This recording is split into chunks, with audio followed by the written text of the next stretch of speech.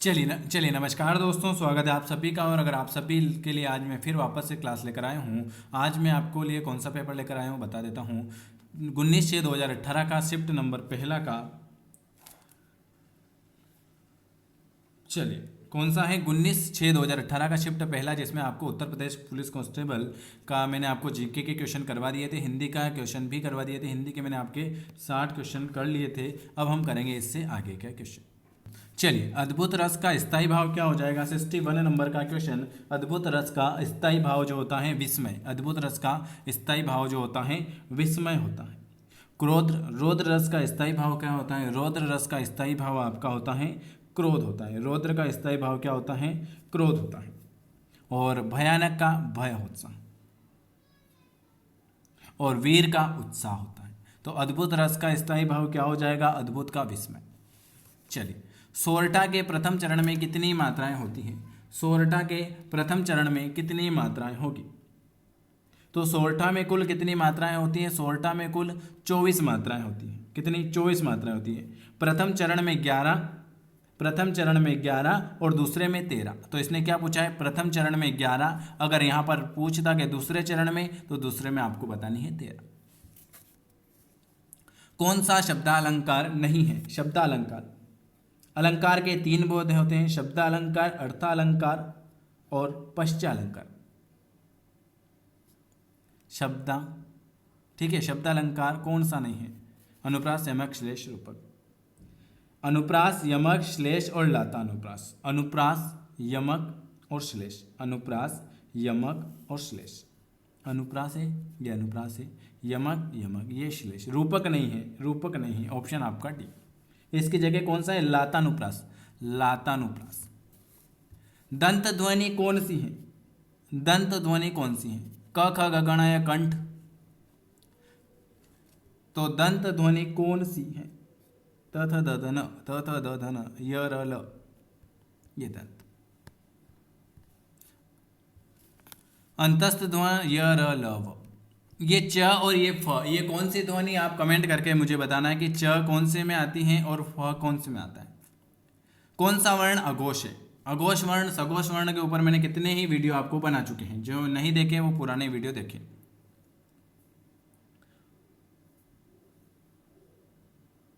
Very good.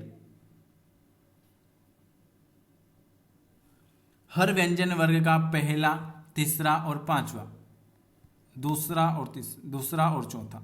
हर व्यंजन वर्ग का पहला, तीसरा, पांचवा। च,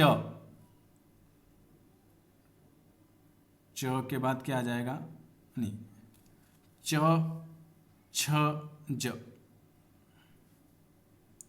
ट, ठ, ड और च और छ। तो आपसे पूछे कौन सा अघोष वर्ण है। अघोष वर्ण कौन सा हो जाएगा भाई, पहला। ये है सघोष और ये है अघोष। हर व्यंजन वर्ग का पहला, तीसरा, पांचवा सघोष और दूसरा, तीसरा अघोष। तो ये आपका पहला अघोष।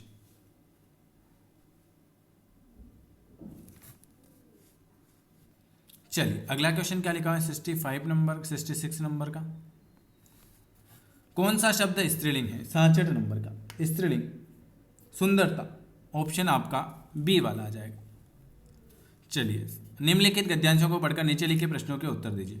घड़ों के टापों की आवाज सुनकर ममता भयभीत हो गई। पाथिक ने कहा, वह स्त्री कहाँ गई है, उसे खोज निकालो। ममता छिपने के लिए अधिक सचेत हुई। वह मृगदान में चली गई। दिन भर उसमें न से न निकली संख्या में। जब उन लोगों के जाने का उपक्रम हुआ तो ममता ने सुना पार्थिव घोड़े पर सवार होते हुए कह रहा था कि मिर्जा, उस स्त्री को मैं कुछ न दे सका, उसका घर बनवा देना, क्योंकि मैंने विपत्ति में यहाँ विश्राम पाया है। यह स्थान भूलना मत। चौसा के मुगल पठान युद्ध को बहुत दिन बीत गए। ममता अब 70 वर्ष की वृद्धा हैं। वह अपनी झोपड़ी में एक दिन पड़ी थी। उसका जीर्ण कंकाल खांसी से गूंज रहा था। ममता ने जल पीना चाहा। एक स्त्री ने सौंपी से जल पिलाया।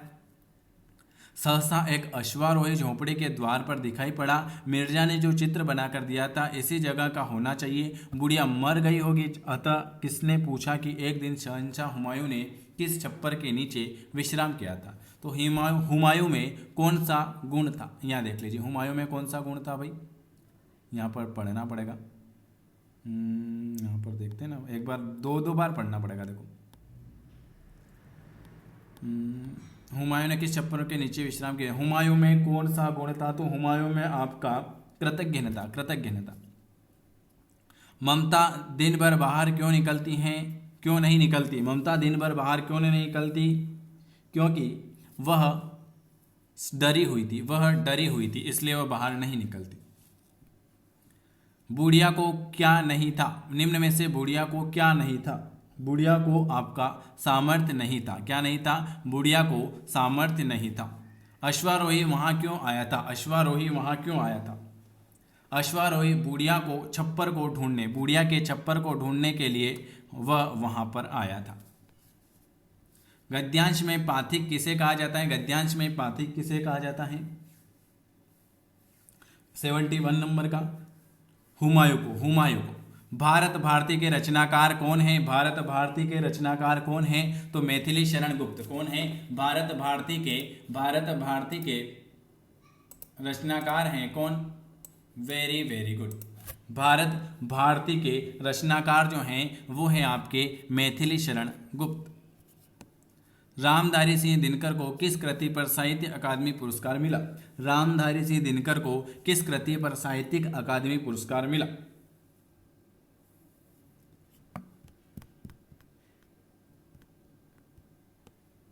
संस्कृति के 4 अध्याय पर।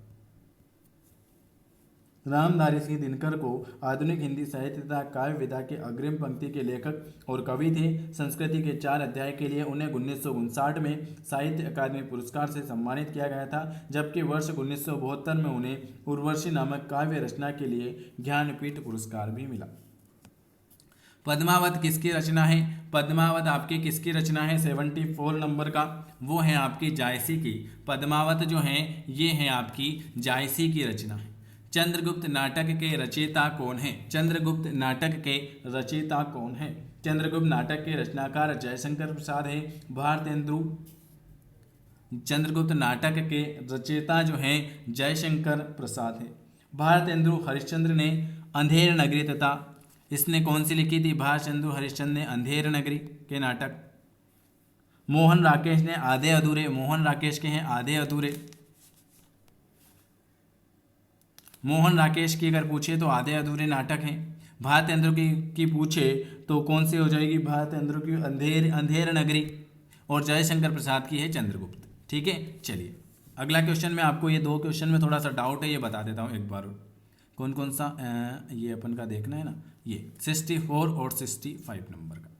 देखो दंत ध्वनि कौन सी है? तो आप सभी को पता है कि कंठ, क ख ग गण, ये आता है आपके कंठ में आता है। च छ ज झण, ये आता है आपके तालव्य। च छ ज झण, ये आता है आपके तालव्य में।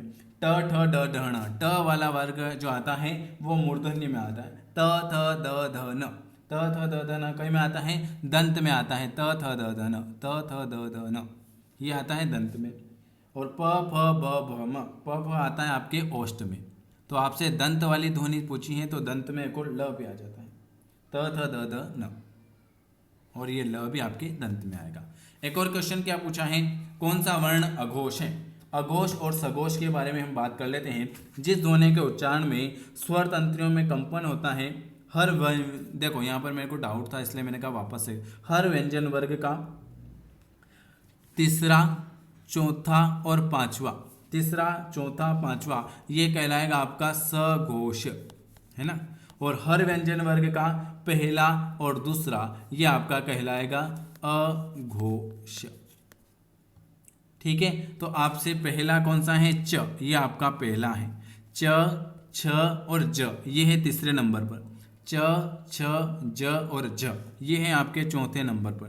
ट, ठ और ड ये है आपके तीसरे नंबर पर। तो आपसे पूछा है अघोष, तो हर व्यंजन वर्ग का पहला और दूसरा व्यंजन कहलाता है अघोष, तो ये आपका अघोष। और हर व्यंजन वर्ग का तीसरा, चौथा और पांचवा ये कहलाता है आपका सघोष। ठीक है, तो इन दोनों में डाउट था तो मैंने आपको ये दोनों क्लियर कर दिए। अगर आपसे पूछे कि अल्प प्राण और महाप्राण, तो हर व्यंजन वर्ग का पहला, तीसरा और पांचवा ये अल्प प्राण कहलाएगा, और दूसरा और चौथा ये महाप्राण कहलाएगा। तो आपसे अघोष सघोष के बारे में पूछा था।